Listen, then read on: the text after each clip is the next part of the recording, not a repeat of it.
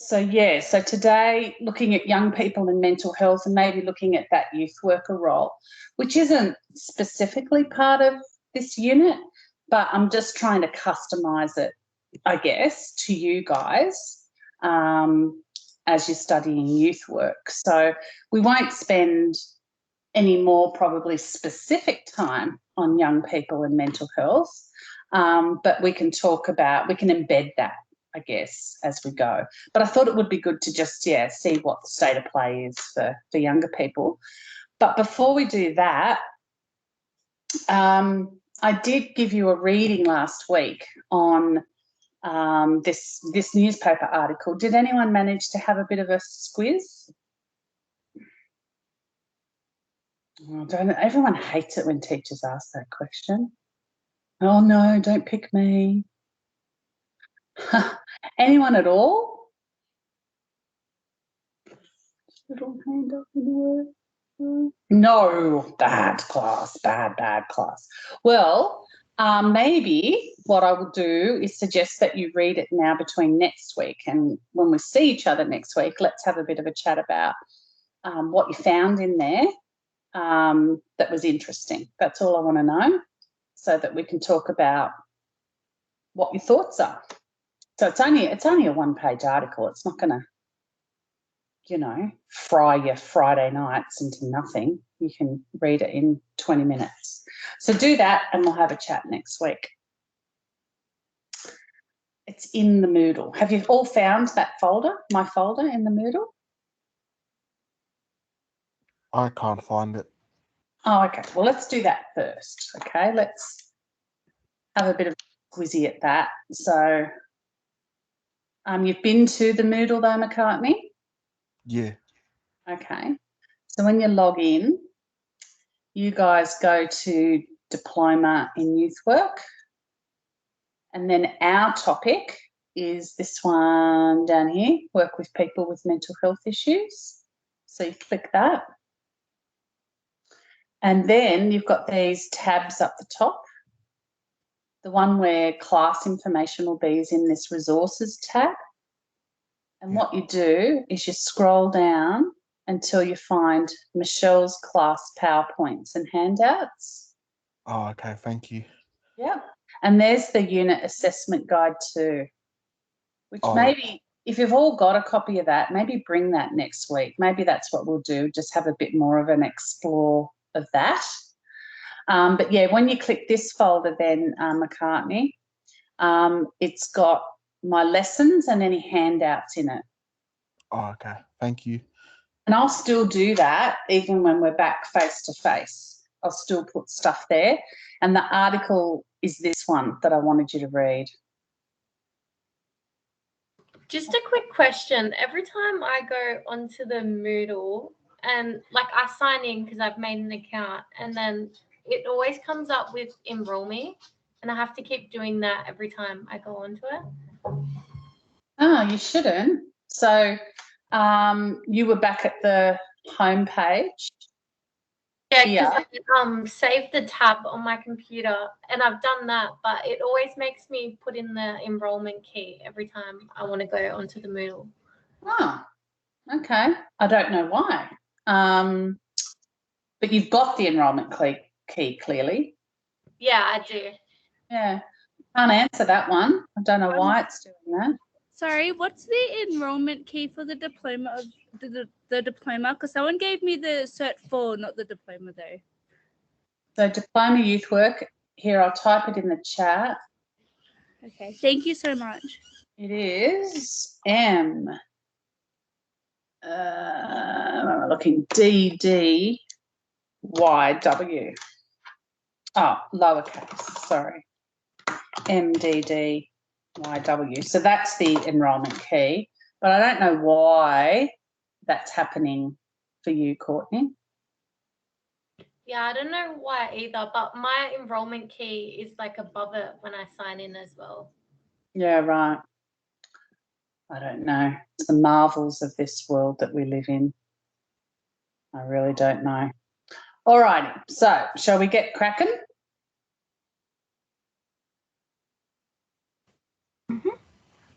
Okay. So I thought I'd present you with some information. We talk about it as we go.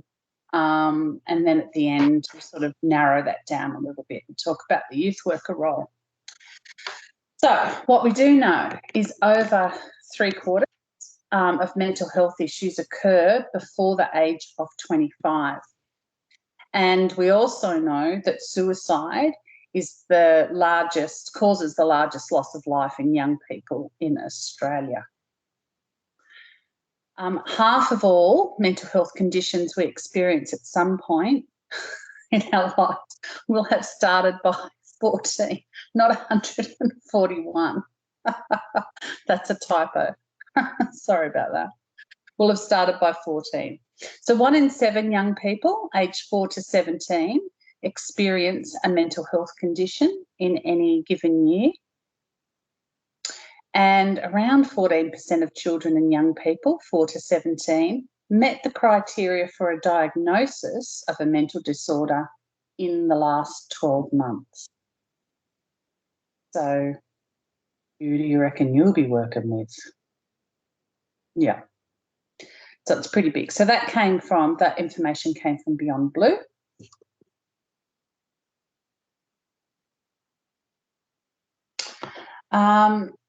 So 1 in 10 young people aged 12 to 17 will self-harm, and 1 in 13 will seriously consider a suicide attempt, and 1 in 40 will attempt suicide. So it's a really high risk time in terms of young people and their mental health and suicide. Do you guys do the unit on suicide? Yep. Yeah, good. We know that nearly 7% of children and young people, 4 to 17, had suffered from an anxiety disorder in the past 12 months.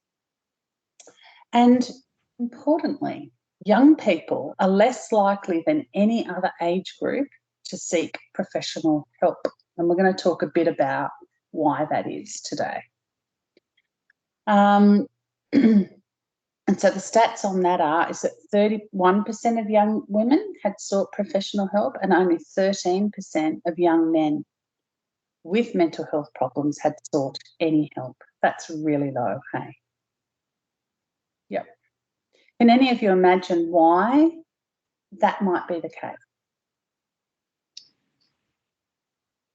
I think that's probably a mixture of availability and the stigma behind, and maybe they don't even know that what they have is like a mental ill health problem. They just think that it's part of personality or how one should or does act. Yep.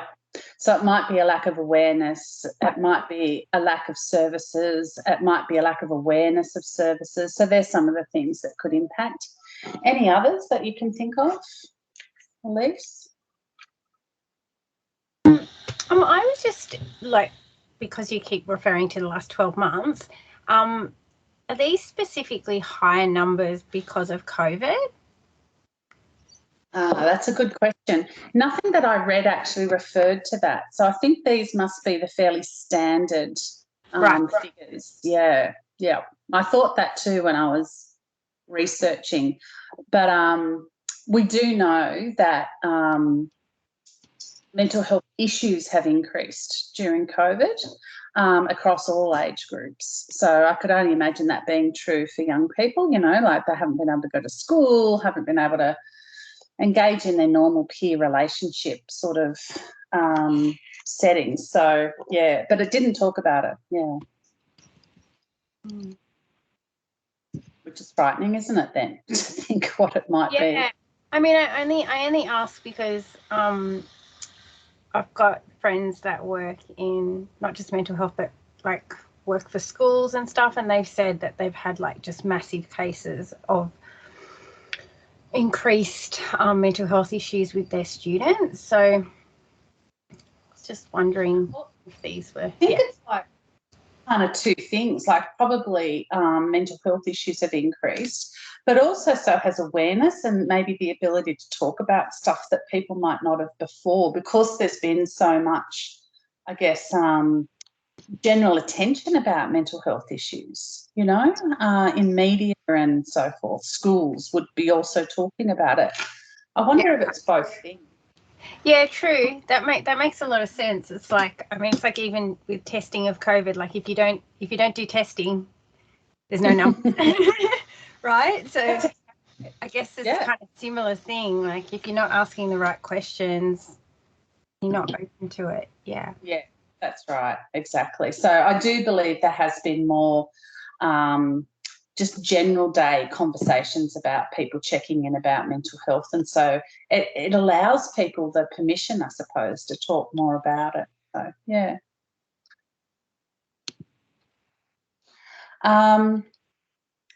So almost 1/5 of all young people aged 11 to 17 experience high or very high levels of psychological So Beyond Blue are saying here that about 20% had high or very high levels of distress in the previous 12 months.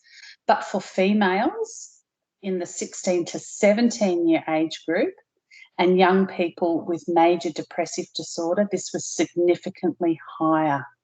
So at 36 and 80% respectively. So that's the amount of distress they're experiencing due to, you know, depression, anxiety, you know, a whole range of other issues.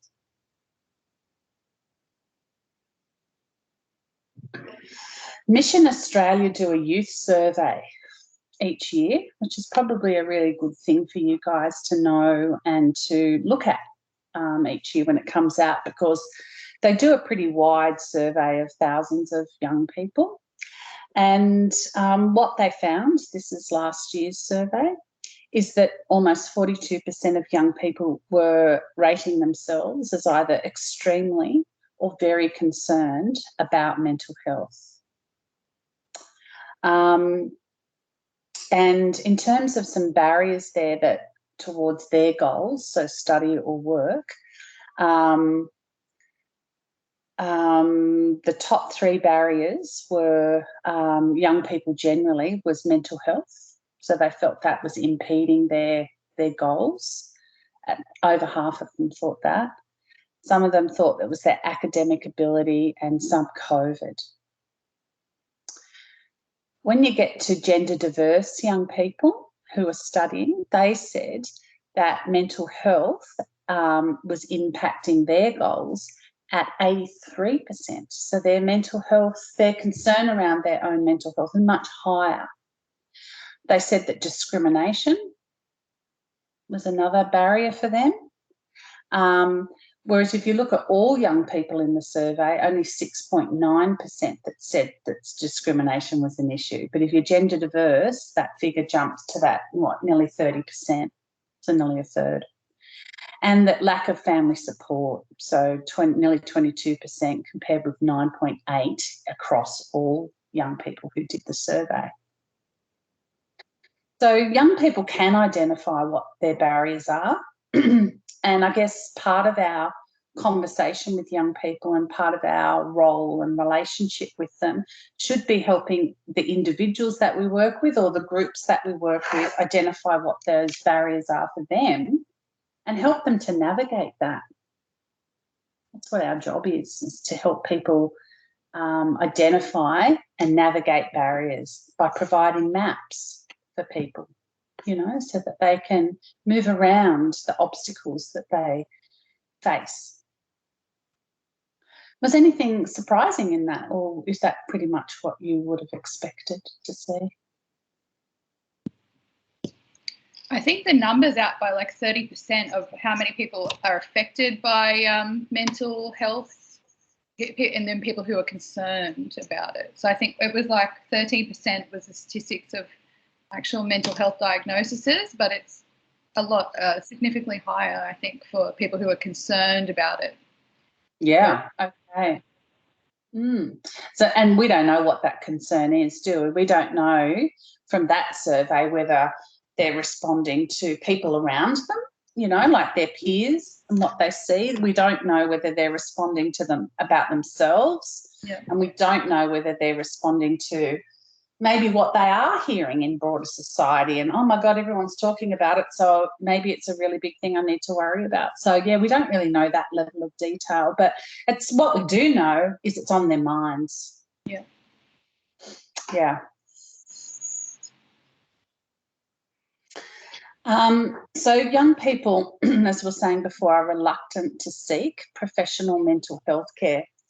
And I couldn't find anything that was a bit more Australian, but in this study that is of a US origin, it said that in 2007 they did a really big study. I can't remember the numbers, but there were thousands of young people in it. And that study showed that 26% of 16 to 24-year-olds had experienced a mental disorder in the past 12 months. So affective disorders, anxiety, or AOD. So affective meaning things like depression, so mood disorders, bipolar disorder. Only 13% of those young men and 31% of the young women who had experienced a mental disorder had used any professional services at all for their mental health problem. And young men aged 16 to 24 with mental disorder had the lowest professional help seeking of any group.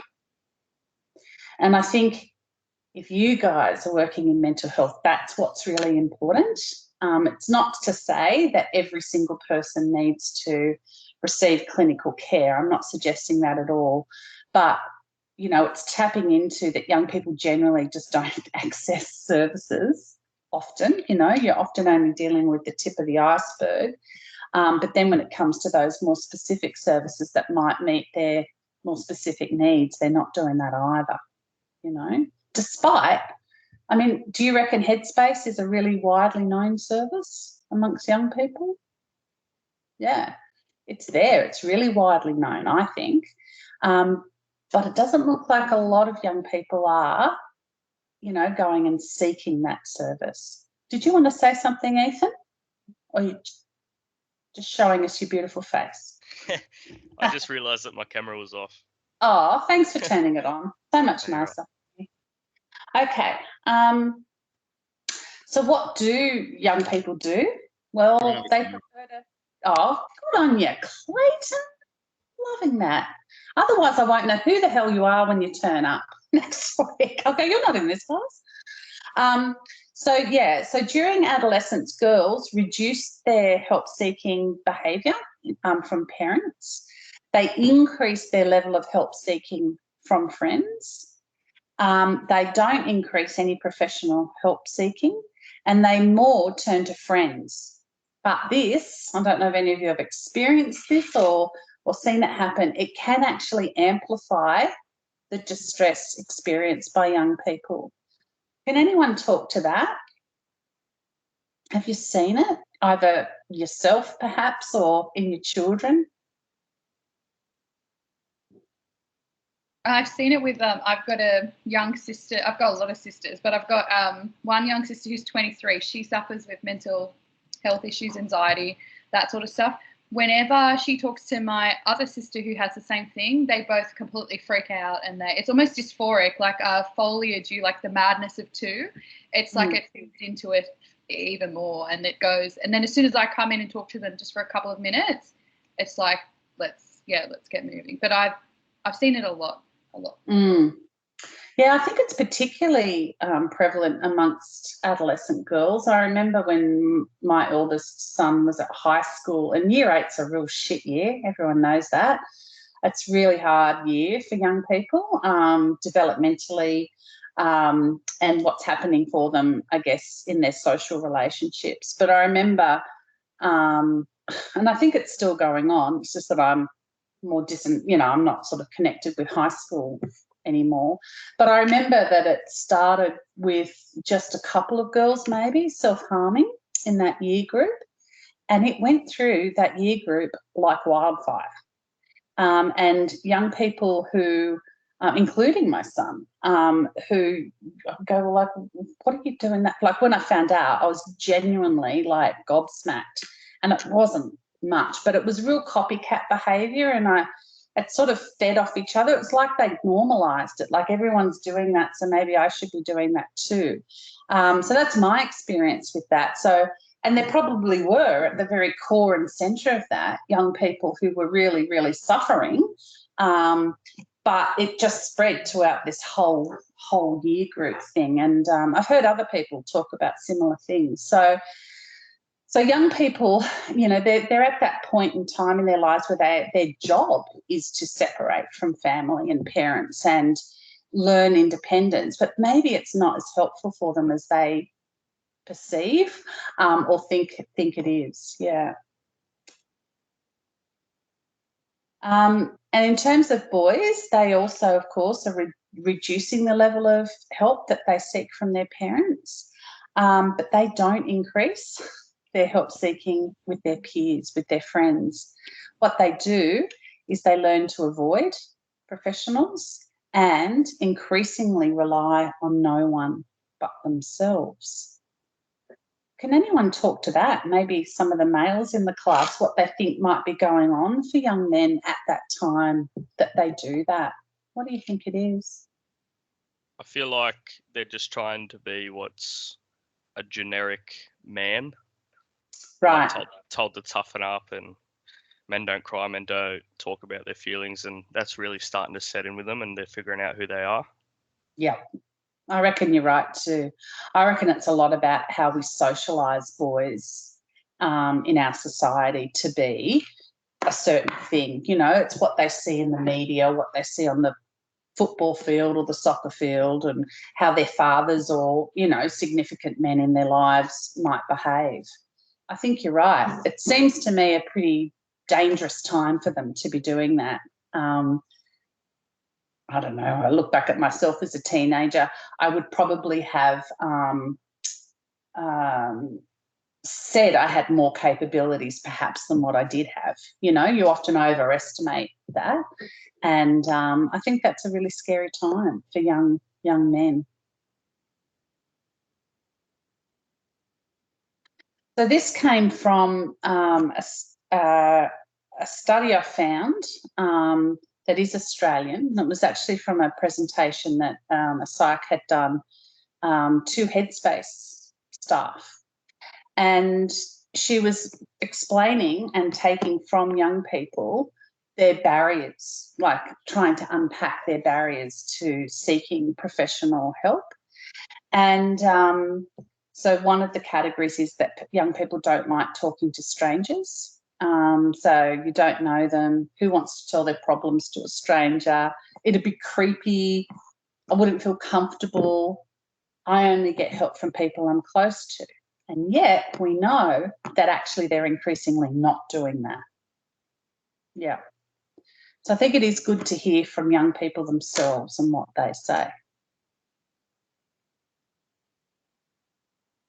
Fears around confidentiality were another one. So if my friends found out, I'd be ruined. So, you know, young people are very peer driven. I wouldn't trust them. They all talk to each other, talking about adults. And even though they say they won't, they usually tell other people. So there's not a lot of trust there, is there, from adolescents towards adults? What are some of your thoughts around that? Do you think that's true? Do you think young people have got a good point? What do you think's going on there? Kids do gossip a lot. I think that I feel like that's a fair fear. Okay, so you reckon that in their own peer groups, they're probably experiencing that because, you know, I tell Jim something and then all of a sudden, you know, Frank finds out, that kind of thing. Yeah, well, you see it with like even how in schools nudes get sent around. Like it doesn't even have to be them talking about them seeking help. It could be anything that is just. It could be anything, and the kids love drama, so they just spread it. Yeah. Yeah, and they're not often aware of the damage, hey, that causes. Nah, they just, I don't know, they just think it's normal, maybe.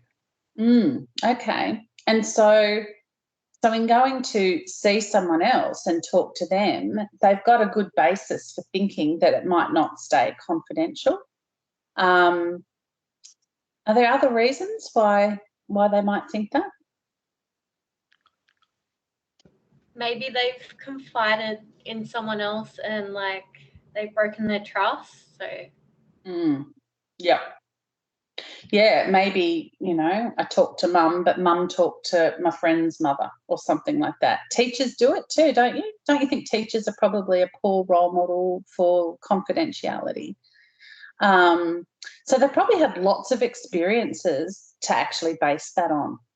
And, you know, if you're going to test it out with new people, well, you need to overcome the barrier. Like, you need to build that relationship of trust to test it out. And you have to overcome the barrier of talking to a stranger, which we just looked at, which they don't feel comfortable doing. Yeah. Okay.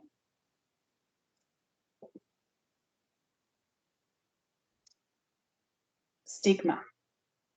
So that first one, I'd be scared I might find out I'm crazy. So that's a pretty scary thought, isn't it?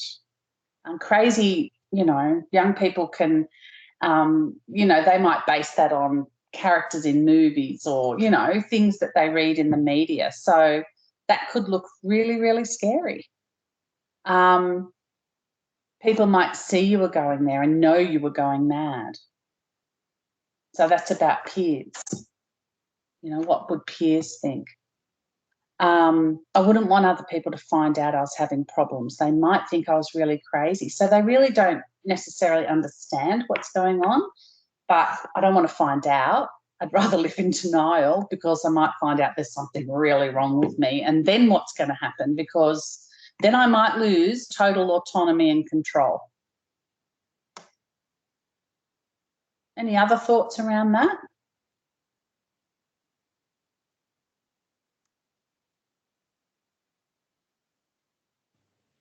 No? So I think stigma is a huge thing, and it's not just the stigma that exists out there in the world, it's that self-stigma that we can apply to ourselves. And it's very impactful when it comes to help-seeking behaviour, you know, because, yeah, who wants to find out they're crazy?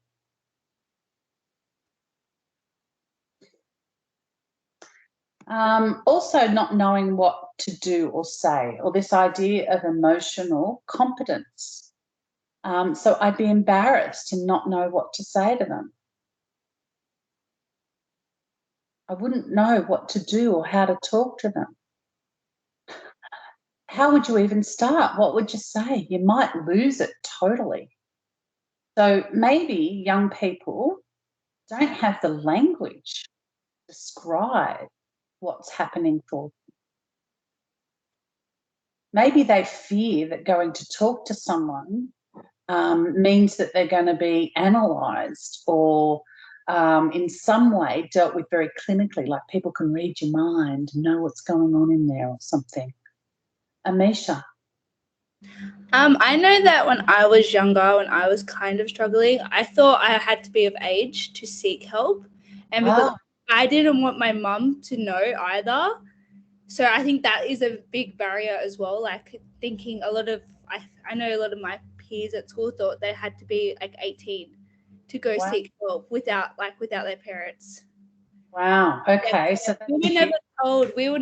We got told at school there was Headspace and all that kind of stuff, but we were never told, oh, like you don't have to be of age. Wow. Yeah. That's interesting. And quite scary, actually. Yeah. Yeah, I had no idea until like literally only a couple of weeks ago. Oh, right. Okay. Yeah. And do most of you know at what age a young person can go to a GP on their own? I'm pretty sure it's 16 now, right? Is it 12? 14. Okay. Yeah, I had no idea. Yeah. So at 14, you can actually go to Medicare and request your own card. You don't have to be on your parents' card anymore, which means that you know, you can go and access health services like, you know, mainstream, like GP-based health services yourself. But if you want to access youth health services, you don't need a Medicare card, and you can turn up at basically any age. Yeah. But yeah, so there's another barrier that you guys will have to work with, and that is that young people don't have that sort of information about health services and how they can actually access them. So that's really important for you to remember, because as you know, delve longer into this adult world, you forget what you didn't know. You know, and so your job is to remember what you didn't know and keep it top of mind, because the kids you work with, they just will not know this stuff. Yeah. But, you know, not knowing what to say or not knowing how to describe what's happening for us is a huge thing. And, you know, when we talk later about youth worker roles, bear that in mind. Bear that in mind.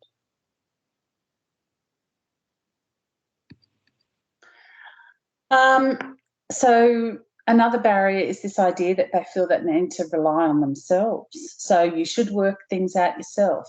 Most mental things will work out if you don't worry about them, so if you ignore them. And other people can't help you with your problems. You can only help yourself. And look, you know, there's part of that that's actually true. But other people might have information or access to resources that could assist you to help yourself, to make choices and decisions that can be helpful. So, yeah, I don't know where that rely on self thing comes from. Maybe part of it's that male thing that Ethan was talking about, particularly. Any other thoughts?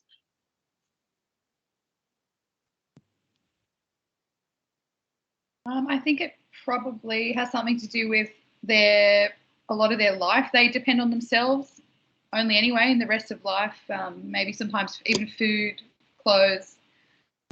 By 14, I was doing a lot of that myself as well. So then it was a conclusion to me, oh, adults don't help me, so I've got to figure this out myself. So it's probably the environment.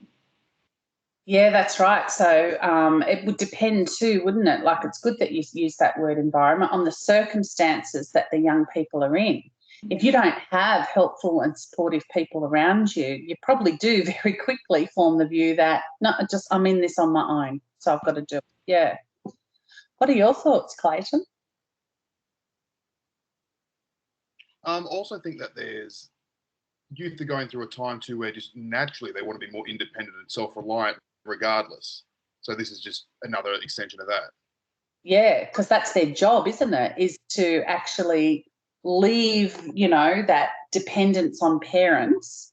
It is their job at that age to grow that. And you know, I always say that you don't raise children. You should be raising adults. You know, so you should be raising young people to be autonomous, independent adults. But having said that, we don't want them to rely on themselves all the time. We want them to be able to seek supports, whether you're a young person or an adult, when you need them. So it's that real balancing act, isn't it? Rely on family and friends. So you talk to your family. They're the ones who can help, not some stranger who doesn't care about you. I think my friends can help me the most. They understand and know about stuff that matters to me. So that's that connection. Yeah. I believe it's your family that should help you. You have to keep personal problems in the family. So where do you think some of that's coming from? Culture, like in their family. Yeah. Like, say they're from a culture that really looks down upon mental health issues. They don't want that getting out and essentially being a shame for their family, so they just keep it under wraps. Mm-hmm. Yeah, I think that's a really good consideration. Elise, what do you think? I'm agreeing with Ethan, but I also think as well it could be a welfare issue. You know, not telling if there is a situation of abuse within a family, whether they, you know, physical abuse or neglect. Well, don't tell anyone else. This is what we keep this in our family. So there could be kind of like full-on situation like that where, yeah, and then the child or the young adult doesn't feel like they can, like they're fearful of going for retribution within the family unit. Yeah, I think that's a really important one. I do too. And I guess, again, it's contextual, isn't it? But if you live in a community where there is a lot of violence, you know what intervention looks like, it doesn't always turn out well. Or even if that sort of violence is normal and you don't know that you're suffering from a mental health issue, so you can't even recognize the signs. Yeah. Exactly. Yeah. And also, yeah, maybe that bottom one there to me is that idea that, you know, young people we know they turn to their friends first. Yeah. So one of the jobs I had once, did I tell you this? I don't know if I told you. When my kids were really little, is I worked for Kids Helpline, not as a telephone counsellor or anything like that. They had a program, God, I can't remember the name of the program now, so long ago, but basically they build a whole program around that idea that young people are going to talk to each other first. So their thinking was, well, if we know young people are doing that, we really probably should upskill young people to know how to respond.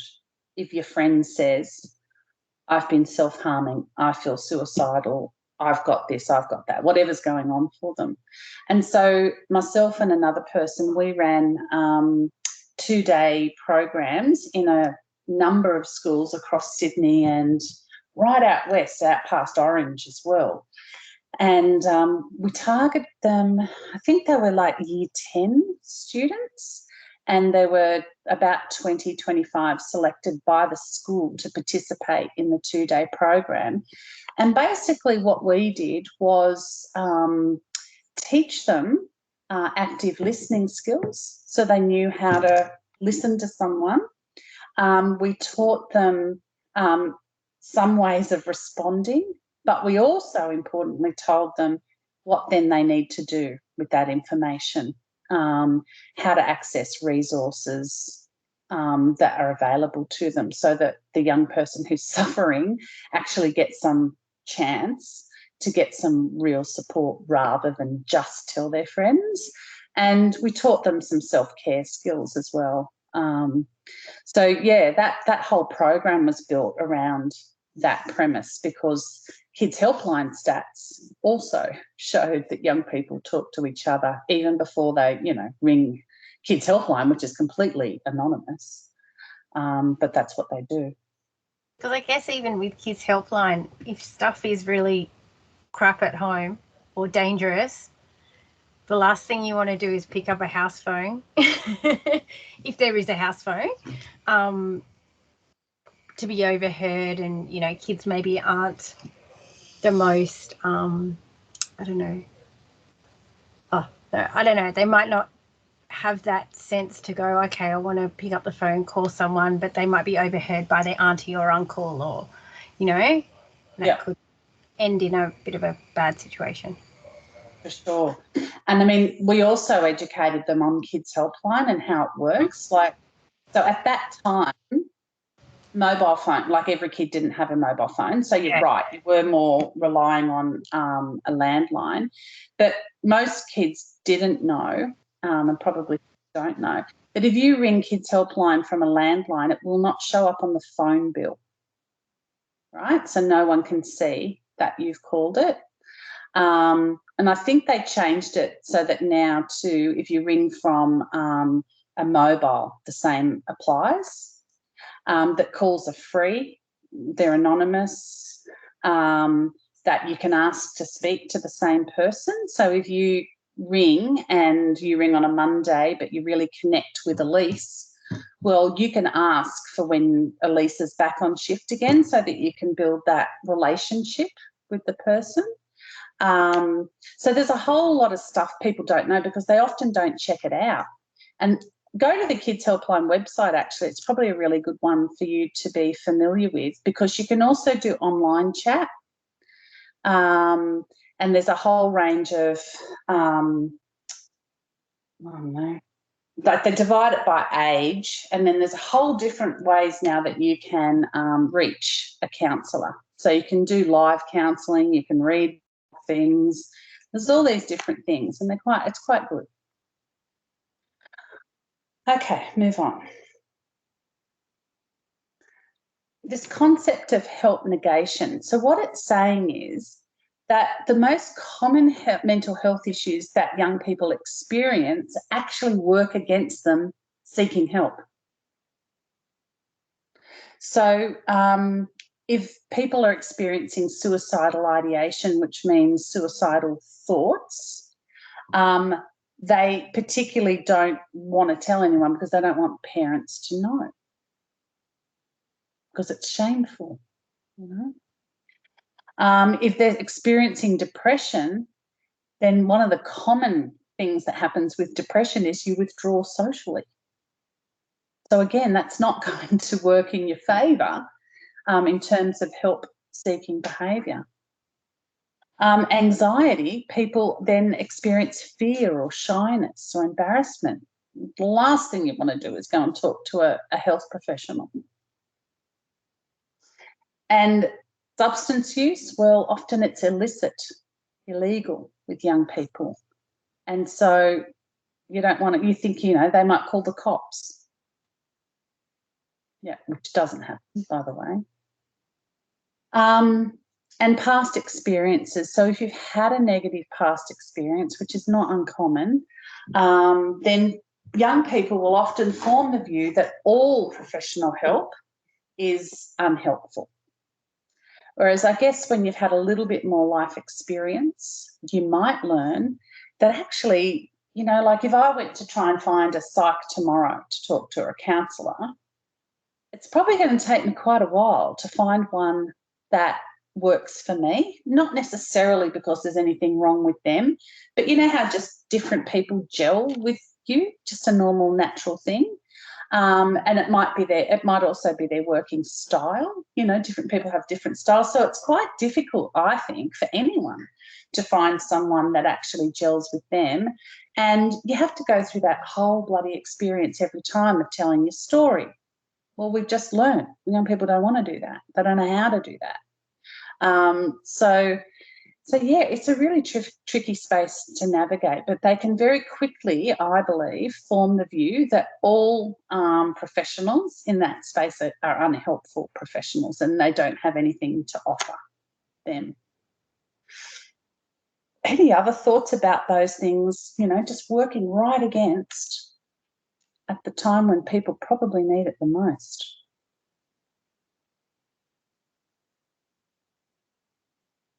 No? A lot of that would also be true for adults. Yeah.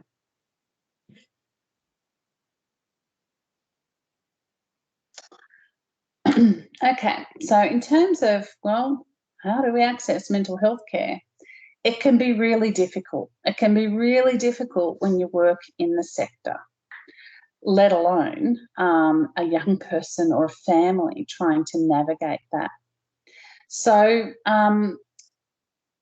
there are these sort of gatekeepers, right, who are people who help identify a problem and guide a young person to appropriate treatment. And so this is sort of divided up into different types of gatekeepers. So there's crisis gatekeepers, you know, like police or the crisis team. So that's the crisis mental health team, adolescent team. That's what CAT stands for. There are formal gatekeepers like GPs. But if young people don't know they can go to a doctor themselves, then, you know, that's probably not happening a lot. There's these semi-formal gatekeepers like youth workers or teachers or coaches. And then there's informal gatekeepers such as family and friends. So all of those people can help identify problems and guide young people to appropriate services and treatment. But they've got to know how to do it. And not think, oh, that's somebody else's job, because we know that young people experience such high rates of mental health, such high rates of suicide. We have to be able to assess a situation and guide people appropriately in response. So this graphic, I don't know how, can you see that on your screens? So what it's saying is that over here is the help seeker, so the young person, and they can go through this process of these informal gatekeepers up here, so friends or family, which could guide them, you know, to a GP, to a school counsellor or nurse. They can go through semi-formal gatekeepers, which is where you guys will sit, so teachers, youth workers, coach, who also might guide them to GPs, might send them off to the school counsellor. It could be a child welfare issue. And then once they're into this section, you know, there's a whole range of these formal gatekeepers. So a GP could refer to a paediatrician, or off to more clinical services like psychiatrists and psychologists. It could be AOD workers that also filter things through to those mental health professionals. And at the crisis level, police, emergency department, the crisis adolescent team in health all could refer into these very formal, if you like, mental health profession roles. So, yeah, the dotted line is more that a suggestion might occur, and the thin line is about a recommendation, and then these thicker lines are more formal referral services. So it's complex. And there can be a whole range of consequences for young people coming into contact with any of those, you know, kind of formal roles. What are your thoughts about that little network and pathways? What does it say to you?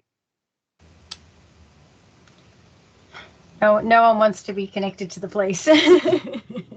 Okay. And so tell me more about that from a young person's perspective, Elise. Thank you for saying I'm so young, but I would just think like that's really fearful. Like if you did have a use or yourself in an episode and someone called the police, like that's like the worst. It either escalates, well, it is an escalation of a situation, right? Yeah. But also like that could just trigger a whole series of events which could drastically alter someone's life. Yeah. Right? Going into correctional care or going into some, For sure. And I've done so much work with young people in custody, and most of them have mental health problems of one sort or another. And their experiences with police, emergency departments is usually very negative. So police don't often work well with young people, like in a positive way, and it's frightening for young people. So anything down here at this crisis gatekeeper level is likely to be quite traumatic for young people. You're exactly right, because it's at that level that you lose a lot of control over what happens to you, because the system takes over. If you are suicidal and you are refusing ambulance transport to hospital, then the police are called. Well, police are called to most of it. So then you're going under really power over kind of responses. So that, you know, they'll drag you out, which is really traumatic. And, you know, you'll be strapped to a bed in the hospital until you're assessed. So that is not a good way to access help at all. And so over here at your kind of level where you're going to be, I guess the idea is to try to avoid that. You can see there's no arrows going there. So we want to go more these routes so that people are accessing help, not in a crisis situation, although it probably will happen at some point in your youth work role. Yeah. Yep, I reckon there's a lot of fear. Any other thoughts?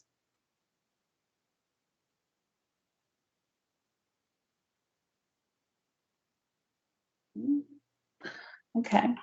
I think the thing around drug use is an interesting one. A lot of young people I've met in custody have had first episode psychoses following cannabis use, which is pretty scary for them.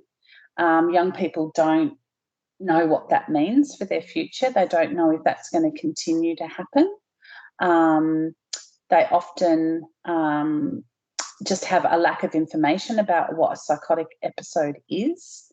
So they're really frightened. So there's often AOD somewhere, not always, but often AOD use associated with those early psychosis. And, you know, we don't really know what comes first, the chicken or the egg. Sometimes people generally use substances in order to gain symptom relief from what might already be happening. But we do know that substance use also is a risk factor in terms of developing a mental health problem. Yeah.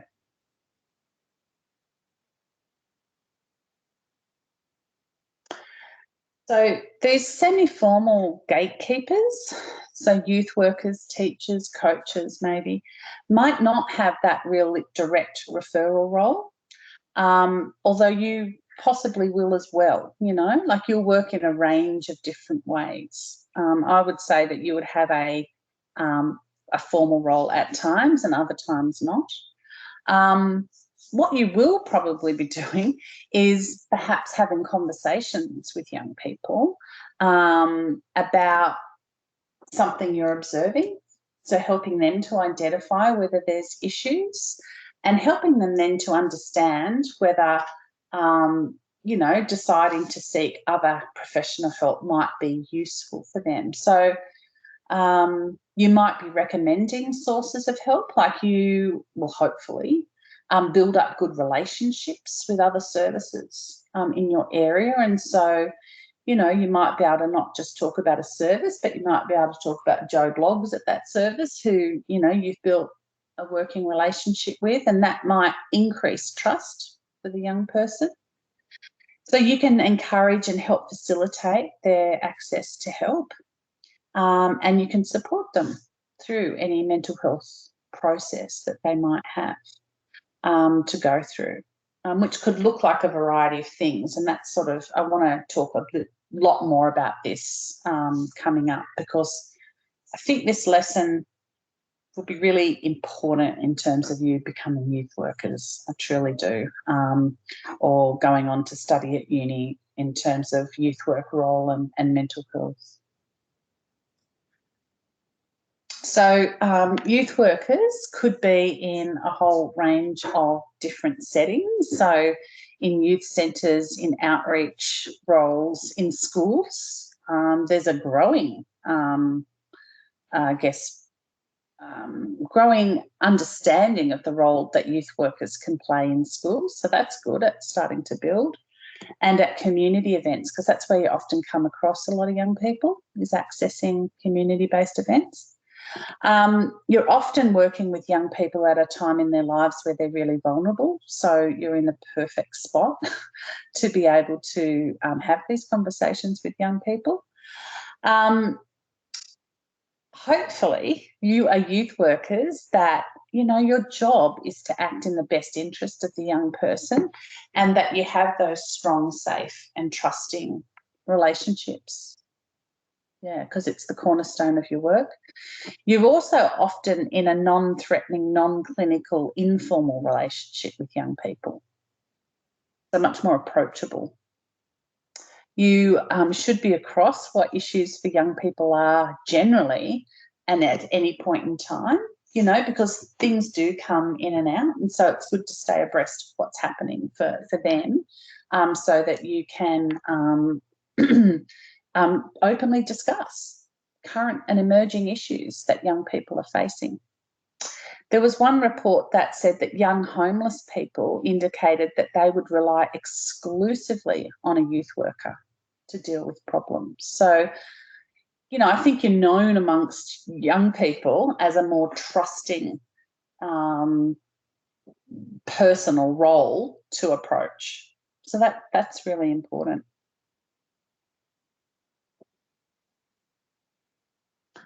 And so this is where I really wanted to have the conversation with you. So how do we help young people? What can you do? I'm actually going to turn that slide back. So let's talk specifically.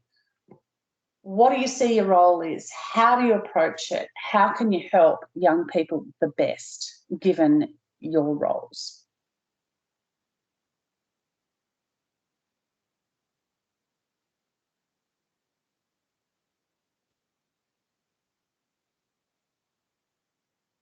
Has any one of you ever accessed a youth service? Yeah, I did when I was young, like from 15 to 17. Mm-hmm. And what did it look like? What did it feel like? Well, there's a woman I went to see. It was called Trackside, I think, in Campbelltown. It was like a centre that was quite, I mean, everyone working there was probably between 25 to 35, the youth workers. They're all quite young. And it looked like a cool place with cool people at the time. That's sort of what, do you know what I mean? Rather than a psychology office or or a counsellor that was quite clinical, it just looked like, so they had, I don't know what they look like now, but, you know, 17 years ago, they had like the condoms on the reception with the music playing at the time. They had like I remember she'd play like Eminem tracks, like, because that was the cool thing. Then they had people who had piercings and tattoos, which, you know, none of my teachers did at the time. None of the, no other counsellors or anything. It was just, yeah, it was informal, and it was also young in itself, I guess. Like, and it felt like a place to go where it wasn't embarrassing. It was actually sort of cool, where in the suburb I lived in anyway, it was like, because they had access to like sexual health items and stuff, which some of the cooler kids did access. So it had, so even though I wasn't going there to deal with that, it was still sort of a cool place. Anyway, my area. Okay, well, that's good. That's how it should be, you know. Not saying that everyone has to have piercings and listen to Eminem, but you know what I mean. Not everyone did, but the fact that there were some people like that made it a little bit like, oh, okay, these people are one of us. That's what I thought at the time anyway. Great. That's really good. Excellent. What are your thoughts, Ethan? I wanted to say like the exact same thing. It sounds like you're describing Headspace currently, like what Headspace is now. Because when I said no to not going to a youth service, I forgot that I went to Headspace, and they exactly like that. It was it was informal, but it was formal at the same time. They had you know, Netflix or something in the waiting rooms. They had fridges with like snacks in case you were hungry. The condoms, the sexual health, all of that. Like, it was just like a very open place and very diverse, friendly area. And what location was that, Ethan? Can I ask? So yeah, I went to the Mount Druitt one. I've also been to the Penrith one because my therapist OT that I saw through them would chop and change between the two. So I actually finished up only like a month ago. It was like I was there for like 4.5 years or something, but it was just such a friendly place. It honestly, like, couldn't have been better. Wow, that's so good to know, because Headspace to me, well, how they are is they get a lot of funding. They get federal government funding, and they get a lot of it. So, you know, that's how come they're so widely known. They've got a lot of resources and stuff. But they tend to, and the one at Mount Druitt, I'm glad to hear it's changed. I thought it had too when I went there not so long ago. But when it started, it actually was very clinical in its approach. So it wasn't how you sort of described it. It was just therapy-based services, where I know that now they're trying to really make it a little bit more just young people friendly. So a bit of a hangout space that you can drop in, you know, which I think is really important. There's one that's just not long ago opened at Katoomba, but I hear really bad things about it because I think what's happened is, A, it opened up during COVID, probably in response to the need. But it doesn't have that kind of a feel about it. It's purely clinical. So young people don't feel a connection there. It's not youth friendly, I suppose. And it's like waiting in a doctor's office. It's, yeah. Which is the opposite of how Mount Druitt and Penrith were. Yeah, exactly. Yeah. And so, I mean, that's what this whole presentation came from, as I said, was a presentation to Headspace about the role of youth workers, you know, and really Headspace, to my way of thinking, probably should just have youth workers as well as clinical workers there, because there's different relationship altogether, you know, and youth workers are generally more connected, or they should be more connected with other services in the community, you know, so you're looking more holistically than just through the lens perhaps of clinical kind of counselling based therapies. Yeah. All right. So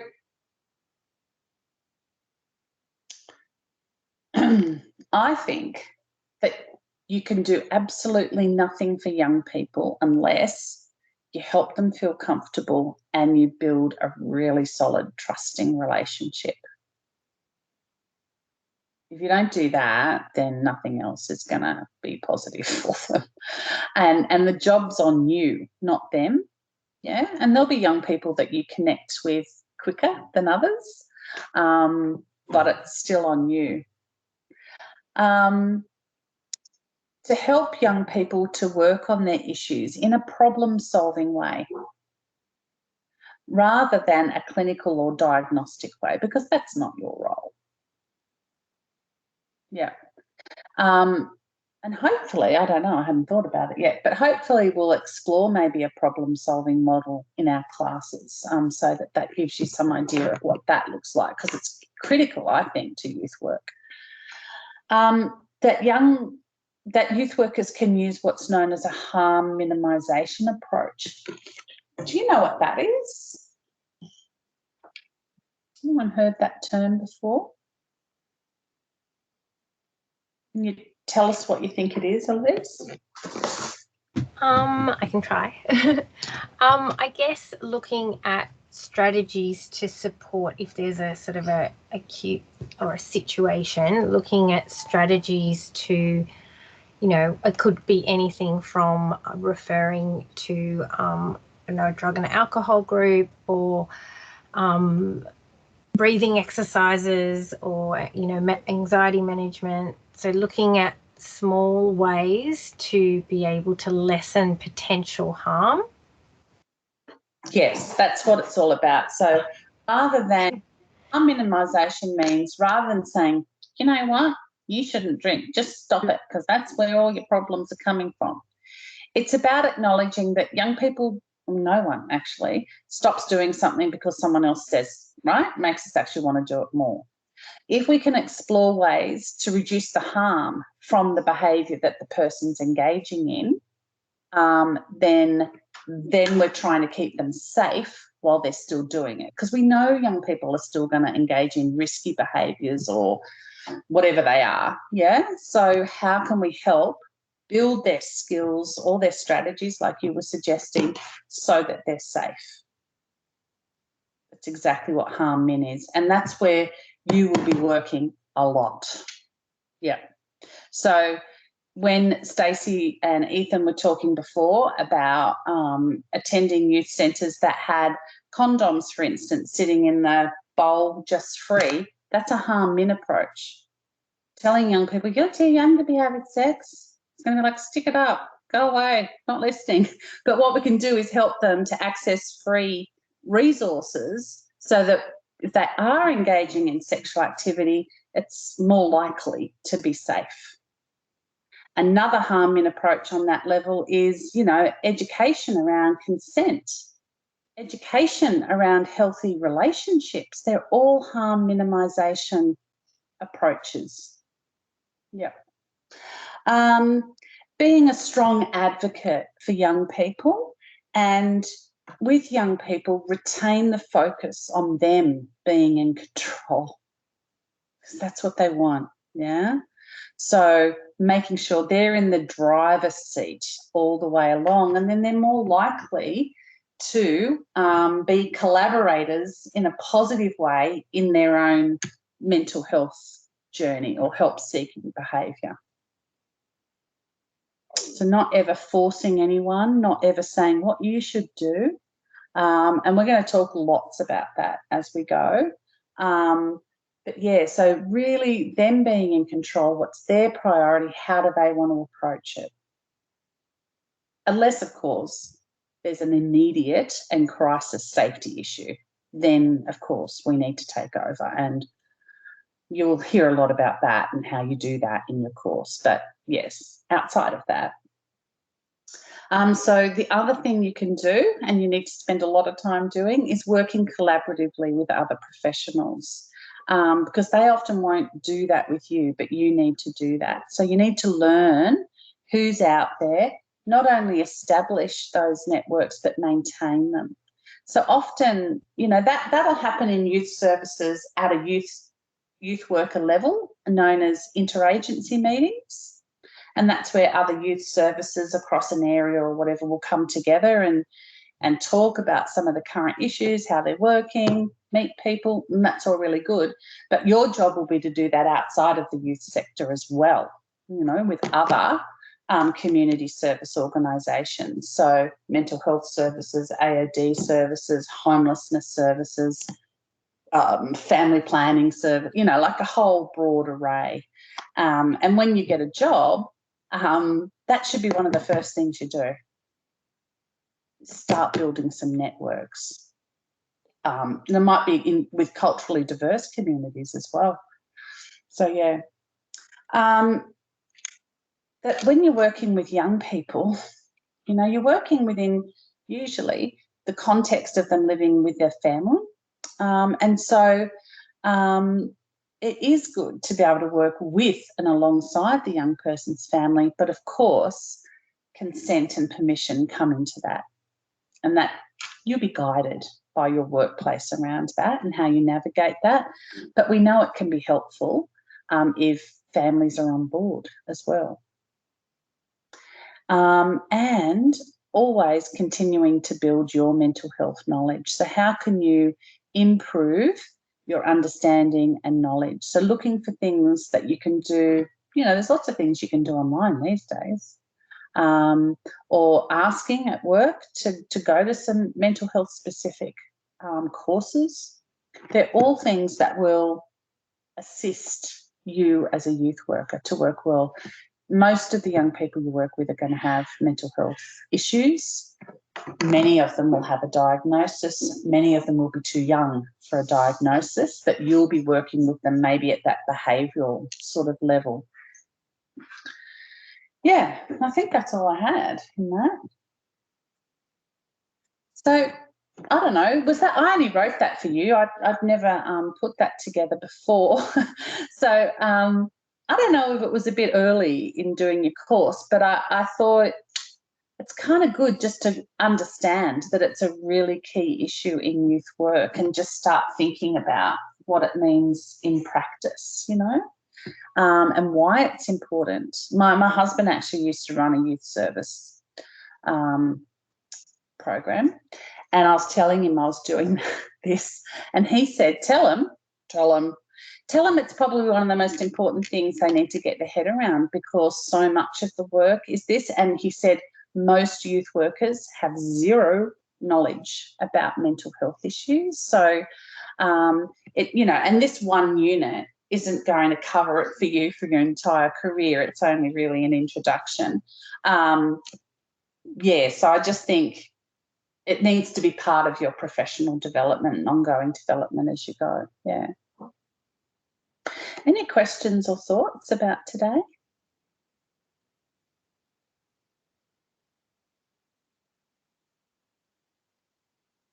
So you guys are gatekeepers, right? Guiding people. A lot of people, I think gatekeeper is a weird term, because that often means you can't come in. But in this instance, actually means no, we're identifying it and helping you to access the other services. All right. Really, really look forward to meeting you all in person next week. I don't know what room we'll be in, but we'll find out and we'll find each other. So you guys probably haven't even been on campus, have you? Oh my God. So are any of you familiar with actual Mount Druitt campus itself and where our building is? I've been, Heads but up. many moons ago. Many moons ago. I hadn't changed any, Clayton. They haven't updated it. So we're in L block, which is, so TAFE runs along the railway line, the corner of Mountain North Parade. So we're the most eastern building, so towards the city, towards the Rudy Hill side. So we're the last building on that end there is L. Now, you guys, have you got classes all day on Monday, 9 till? Yeah. Me? Yep. So the earlier you get there, the more parking there is, but there's always parking at the back of L block. That never totally fills up. But like the uni, do I need to get a permit for parking, or it's free? That would require TAFE being more organised than what they could possibly be. No, you don't. You can just park there. So, yeah, I would recommend parking at the back of L block, and then there is a back entrance. And the weird thing about L block, and it gets everybody confused, is that up one end, which if you're parking at the back, this is the end I'm talking about, 3 levels. And at the other end of L block, where our staff offices are, there's only 2. So there's this very narrow set of stairs you can get up to level 2, and that's usually where a lot of our classes are, but not exclusively. So, yeah, each door has a room number on the front, and all of yours will be L something. And if it's L2.14, right, it means L block, level 2, room 14. If it's L1 something, then it's that middle floor, or if it's G, it's down on the ground floor. I thought of another question quickly. Do we bring our laptops? What do most people do in the classroom? Do they, because I usually use pen and paper here and laptop, they just do whatever they are comfortable with? Yeah, whatever you're comfortable with. Yep, that's fine. Elise had a hand up too. Hello. I just wanted to know what time I've got the timetable, but what time do classes finish when we're face to face? Just because I've got to travel from the city, and I just wanted to know what time we finish. Our class, our Monday afternoon. Yeah. Look, I would like to think I can finish it by 3 each day, but I can't promise. I just have to. I haven't taught this unit for years and years, so I'm making it up as I go. So, but I probably aim for that. If we can do our lesson without a break, then I try and make us finish earlier. Yeah. Yeah. Oh, yeah. It might be easier in person without technology issues. Sure. Yeah. Thanks. I don't know. There's just a bit more of a richness in person, I think, that you don't, I don't know. I just don't think people speak up as much when they're online, because it's a barrier for some people, which I get. Amisha, did you want to say something too? Do we have to get our TAFE IDs to to get in or anything? I'm not 100% sure on anything like that. a student card? Yeah, like a student card. I'd recommend getting a student card, but you don't need it to access the building. Okay, cool. And I'm just yeah, okay. I was just gonna let everyone know I might be late because I'm terrible with left and right. So if I probably get lost. I'm just That's okay. You'll work it out. Are you driving? Yeah, I drive, but even then they're like, take the second exit off this roundabout. I'm like, wait, where am I going? I don't know my left and my rights. I'm terrible. So Yeah, I know people like that too. It's funny. But yeah, so that's fine. Just, you'll get there when you can. In terms of your student card and your ID, maybe on your first day or first week, next week on campus, it's worthwhile wandering down to the library, which is above A block, which is all the other way down the other end of the campus. Going upstairs, and the librarians will sort a student ID card out for you. And how do you get into L block parking? Because that's the only thing because I only know how to get to Mount Druitt TAFE actually down the train line, like not down the train line, but like driving down that road next to the train. And that's what I want you to do. So you don't turn up Mount Street. Yeah. Keep going along the train line. Yeah. And there's 2 gates. So the first gate is gate 2. Don't take that one. Go into gate 3. Okay, cool. Yeah, and that's more towards Rudy Hill RSL, isn't it? Yeah. Okay, cool. All right. Yeah, now I know where I'm kind of going. Okay. And when you're driving gate 3, right, there's a road up in front of you, and on your right, that is actually L block right there. Okay, so if you sort of circumnavigate, if you like, L block, that's where you'll find parking. And then there's a number of doors that you can enter. Cool, thank you. No worries. I'd recommend just looking after your own personal safety in terms of the virus. So bring some hand sanitizer. If you want to wear a mask, bring a mask, that sort of thing. Lunch, in terms of getting lunch, I don't even know if they'll open. We have a small canteen in our block down the bottom. Hasn't been open for a long time though, but COVID's all interfered, so I'm not sure. So either bring your lunch. You often don't get much, like your breaks are only usually half an hour, so sometimes it can be difficult to get off campus. And like I said, that A block right down the other end on the corner, under the library, that's where the cafeteria is, and it's a bit of a hike. So if you have a motorised scooter, bring that too, and we can all pay you and get lifts down there. Anyway, have a good week. Look forward to meeting you all next week on campus. It'll be great. Awesome. Thank you. Thanks. I've put all this lesson on the Moodle. Don't forget to read that article, and we'll talk about it in class next week. All right? Cool. Yep. Thank you. Thank you. See you later. Bye. See ya.